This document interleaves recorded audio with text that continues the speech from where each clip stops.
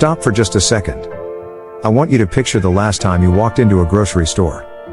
Maybe it was yesterday. Maybe it was this morning. Think about the people you passed in the parking lot. A father loading groceries into the trunk. A mother helping her children buckle their seatbelts. A family laughing as they walk toward the entrance. Now here's the question. What if one of those families had no home to go back to? Not living in a shelter. Not staying with relatives. Living inside that very car. And you never noticed. Because today's homelessness doesn't always look like homelessness anymore. There are no cardboard signs. No shopping carts. No blankets on the sidewalk. Instead, there are clean clothes. School backpacks. Packed lunches. Parents going to work every morning, while secretly wondering where their children will sleep that night. Millions of Americans still believe homelessness is something you can immediately recognize.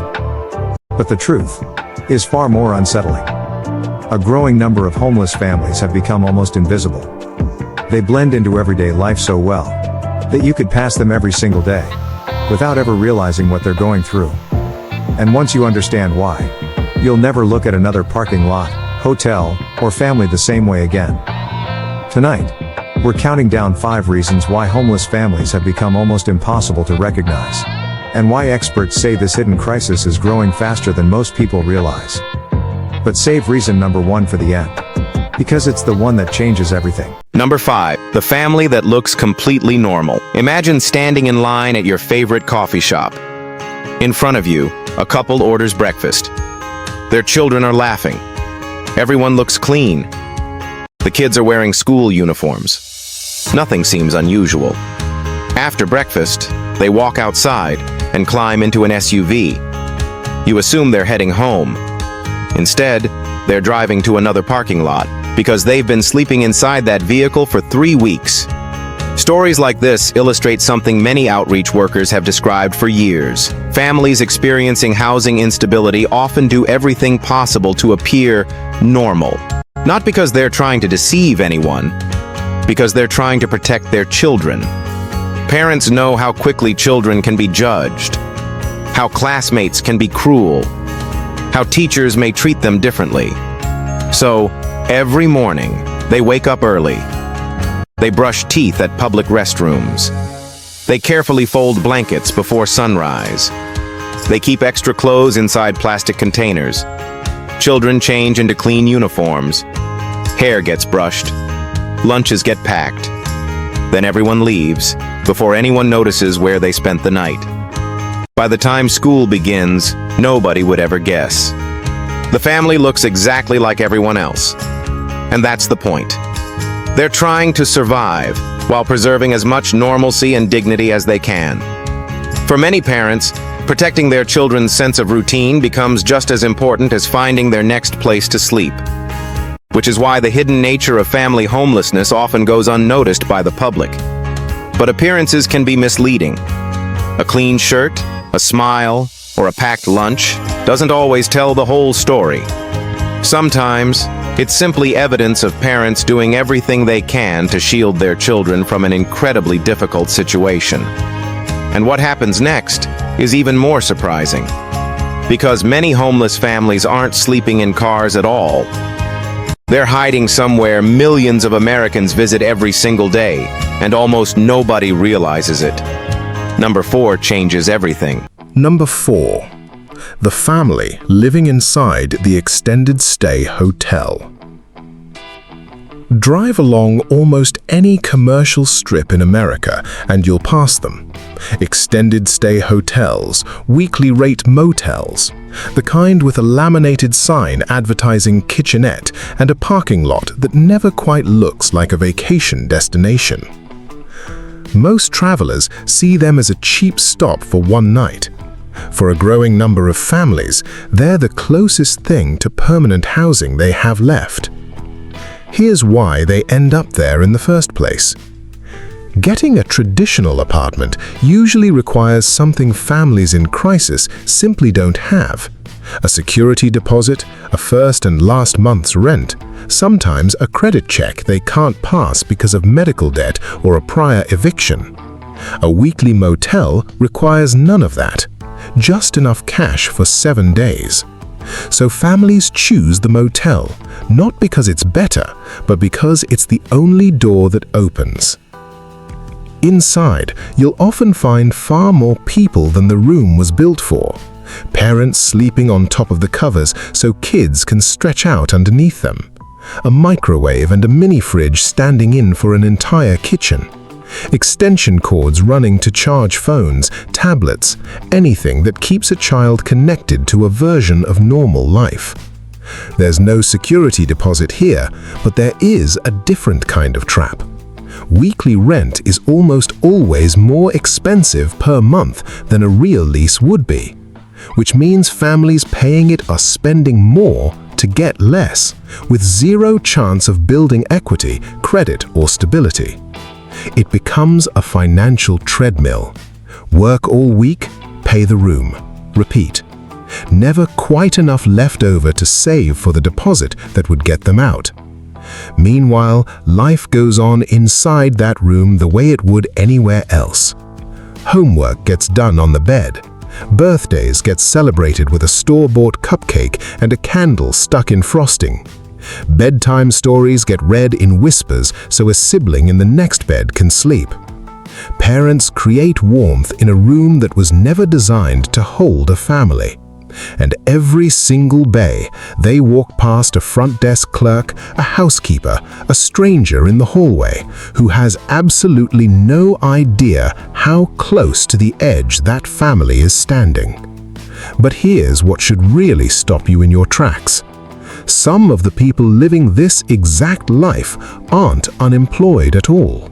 In fact, many of them clocked in for a full shift today. Number 3 is going to challenge everything you assumed about who becomes homeless in this country. Number 3.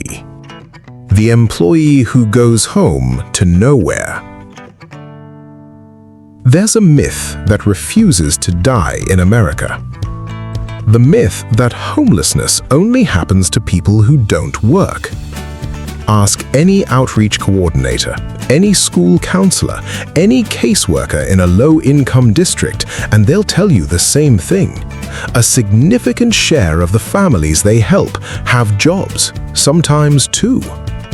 Nurses, warehouse workers, retail associates, delivery drivers, teachers' aides, people with a badge, a uniform, a punch-in code, and nowhere stable to sleep once the shift ends. How does someone work full-time and still lose their home? Do the math the way these families have to do it every single month. Rent has climbed in most American cities faster than wages have. A single missed shift because a child gets sick can mean a missed rent payment. One car repair can mean choosing between fixing the transmission or paying the electric bill. There's no cushion, no safety net, no room for anything to go wrong.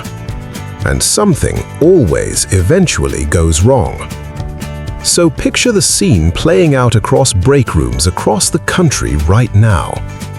A coworker mentions their weekend plans, asks what you're doing tonight. You smile, say something vague, probably just relaxing. What you don't say is that relaxing means driving to a motel you can only afford for 2 more nights, or picking up your kids from a friend's couch where you've been staying since last month, or sitting in your car in a parking lot waiting until it's late enough that nobody will notice you reclining the seat. You clocked in on time, you did the job well, nobody suspected a thing. Because admitting the truth feels dangerous. Parents worry that if their employer finds out, they'll be seen as unreliable. That if a teacher finds out, their child will be treated differently. That if neighbors find out, judgment will replace friendship. So the mask goes back on every single morning. Uniform ironed, hair combed, smile ready. Nobody clocks in looking like a person in crisis. That's exactly why this form of homelessness slips through every crack in the system. But if working families can fall through unnoticed, how many of them are living closer to you than you'd ever guess?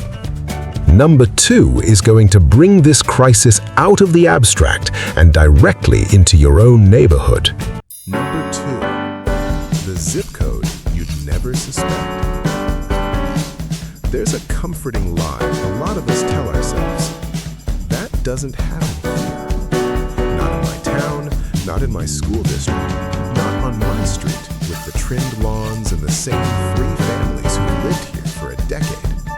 But housing instability isn't a downtown problem. It isn't a big city only problem. It shows up in suburbs with good school ratings, in small towns where everybody supposedly knows everybody's business, in neighborhoods where the biggest visible concern is whose turn it is to host book club. Here's why it hides so well in places like that. In a wealthier or more stable-looking zip code, the assumption of normalcy does a lot of the disguising for you. If a family is struggling in a visibly poor neighborhood, people are unfortunately quicker to assume it. But if a family is struggling in a neighborhood full of manicured lawns and newer cars, nobody assumes anything at all. The mom at pickup driving a 5-year-old SUV isn't automatically suspected of sleeping in it 3 nights a week. The dad coaching the rugby team isn't automatically suspected of couch surfing between 3 different relatives' houses. They blend in with the backdrop of normal, comfortable suburban life, which is exactly why almost nobody checks in on them. And the events that trigger this crisis rarely discriminate by zip code. A divorce splits one household income into 2 rent payments neither person can fully cover. A layoff hits a 2-income family that budgeted assuming both paychecks would always be there. A medical diagnosis drains a savings account that took a decade to build. None of these events care what your neighborhood looked like last year. Families experiencing this rarely announce it. They don't post about it, they don't bring it up at the block party.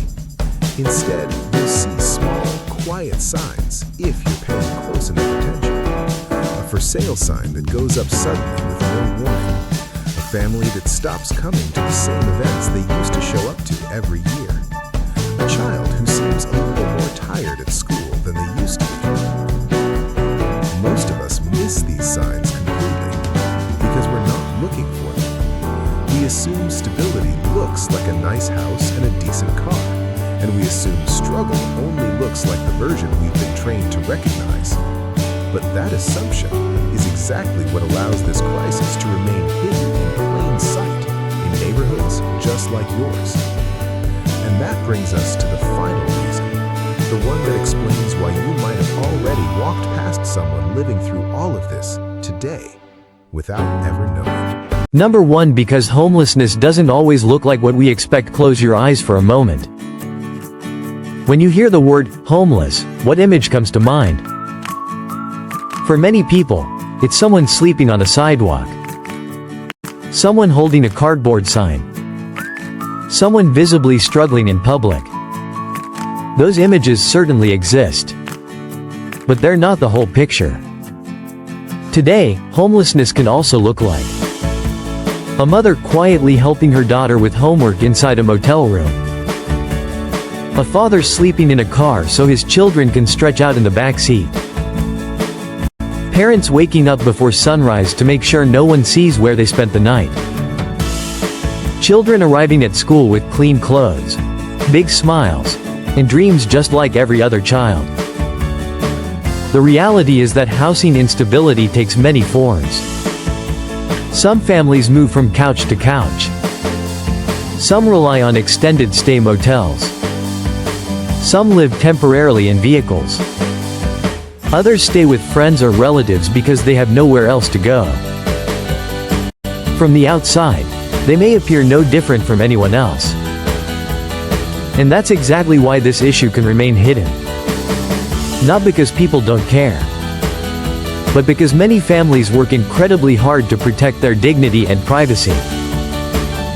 They don't want sympathy. They don't want pity. Most simply want the opportunity to regain stability. to provide for their children, to rebuild, to move forward. And perhaps that's the biggest lesson of all. Every person you pass has a story you can't see. The parent standing in line behind you. The family eating at the next table. The child laughing on the playground. You don't know what happened yesterday. You don't know what they're carrying today. And you don't know what tomorrow will bring. Sometimes, the strongest people you'll ever meet are the ones fighting battles they never talk about. Maybe the greatest act of kindness isn't assuming we know someone's story. Maybe it's remembering that we usually don't. Because compassion begins where assumptions end.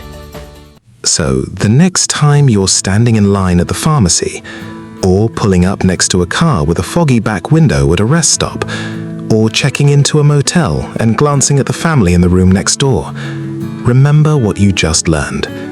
Somebody, somewhere, today, is doing everything in their power to make sure you never notice what they're going through. And the uncomfortable truth is this: statistically, you've probably already walked past someone living exactly that life. Today, this week, maybe more than once. You just didn't know. So here's what I want to ask you. Have you ever found out after the fact that someone close to you, a co-worker, a classmate, a friend, was quietly experiencing housing instability the entire time you knew them? Or do you think most people would still refuse to believe it could happen to someone in their own life? Tell me in the comments. Your answer might be the exact thing that makes someone else feel less alone tonight. And if this video changed the way you'll look at the people around you, even a little, share it with someone else who needs to see it. Because the first step to solving a hidden crisis is finally choosing to see it. Like and subscribe for more stories like this one.